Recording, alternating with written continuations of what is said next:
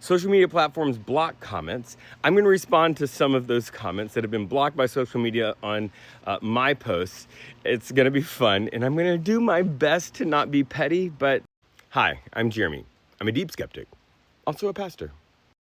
I get thousands of comments every week, and the idea that I could read all of them and monitor them myself is just so far outside of the realm of possibility. Like, that would be a full-time job in itself.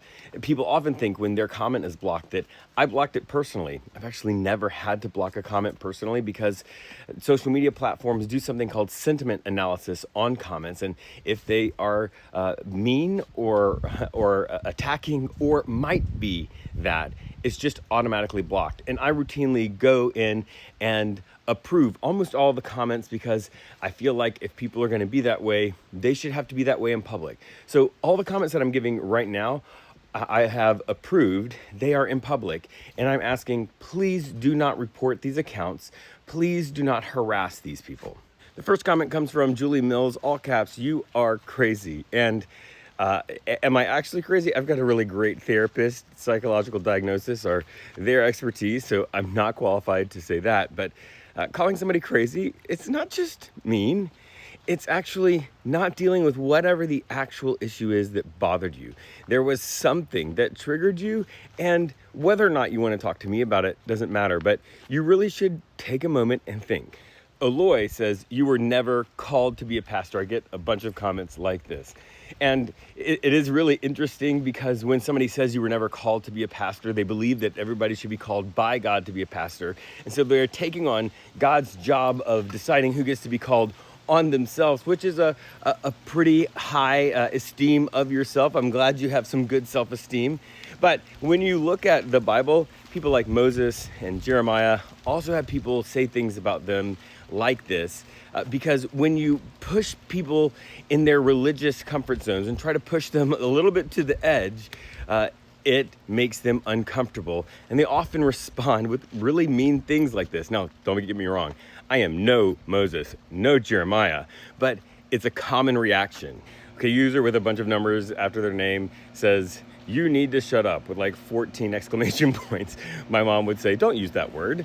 But my experience is that when people's response to something somebody is saying is "shut up," they're actually afraid of something that person is saying or talking about. So what are you afraid of? Aldo Martinez says, "You are a moron who doesn't know anything."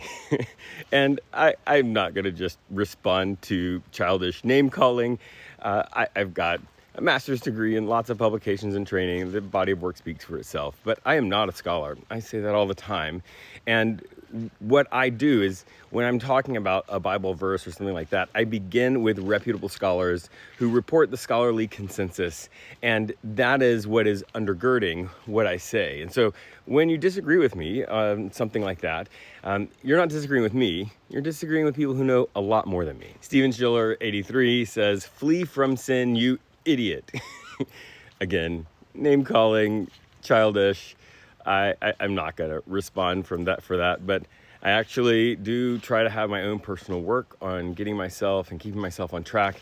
It's not easy to do that. And sometimes you get in a place where you are so far off track that you think, oh, I'm just going to insult somebody I don't know on the internet in public. Whenever I make a post about the LGBTQ community, I get some of the most horrifying, homophobic, hateful comments that you can imagine. Comments that are so bad, I just won't read them on here because they are, plain evil.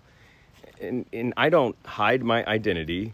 God loves me and every other queer person. And if Jesus was here, he would stand in between us and the people that were ready to throw rocks and have them throw the rocks at him. But they would be ashamed, as they should be, and probably just walk away the way the people did in the Bible. And there's comments that get blocked that I kind of wish didn't. JBarX says that we are sitting and watching Christianity crumble to the dust.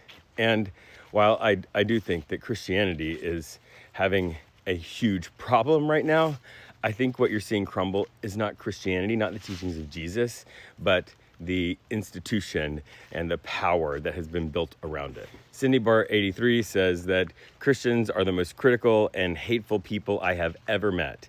And I get you. I've just read a bunch of their comments, but I kind of want to say I'm really sorry for the Christians in your life and in the world that are doing that, but you've met the wrong Christians. There are a lot of people who are practitioners of Christianity, and I say practitioners of Christianity because they're actually trying to follow the life and teachings of Jesus. And I hate that there is this one term that has to be applied to everybody, but there are good ones out there.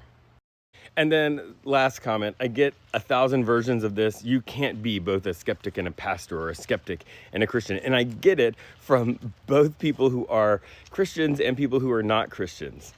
I am a deep skeptic as a personality trait. It doesn't matter what part of my life you're talking about. I'm always trying to find data, reliable data, to help me form and choose the beliefs. When that's about science, that's scientists. But when it comes to religion, you're looking for data from people in that field. You would never look for data on the universe and cosmology from a scholar in biology. And when you're talking about religion, you're looking for data from people who are experts in religion, people who are religious scholars. And so you've got to find the reliable data from the appropriate subject area experts. And so that's what I do. And that's what I try to offer to the world, and so that everyone can find religious, spiritual beliefs and practices that work for them. Beliefs and practices that help them make the best version of themselves, that help them find a purpose greater than themselves, and help them experience transcendence. So there you have it.